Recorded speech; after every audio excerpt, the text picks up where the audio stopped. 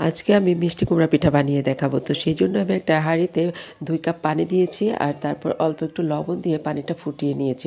পানিটা ফুটে আসার পর এখানে ২ কাপ চালের গুঁড়া ২ বাটি দিয়ে খুব সুন্দর করে নেড়ে-চেড়ে সিদ্ধ করে তারপরে ঢাকনা দিয়ে ঢেকে রেখেছি একদম লো আঁচে ১০ মিনিটের মতো। তো ১০ মিনিট পর ঢাকনাটা তুলে নিয়ে নেড়ে-চেড়ে নিয়ে একটা বড় ট্রেতে ঢেলে নিলাম। তারপরে অরেঞ্জ কালার দিয়ে হাত দিয়ে খুব সুন্দর করে ময়ান করে নিলাম। ময়ানের এই পর্যায়ে এসে ১ টেবিল চামচ সয়াবিন তেল দিয়ে খুব ভালো করে আবারও ময়ান করে নিতে হবে। ময়ান করা হয়ে গেলে এরকম একটা সুন্দর ডোতে পরিণত হবে আর তারপর এখান থেকে ছোট, ছোট এরকম লেচি কেটে সবগুলো একবারে করে নিতে হবে। তারপর হাত দিয়ে এভাবে গোল করে নিয়ে একটা বাটির মতো তৈরি করে নিতে হবে।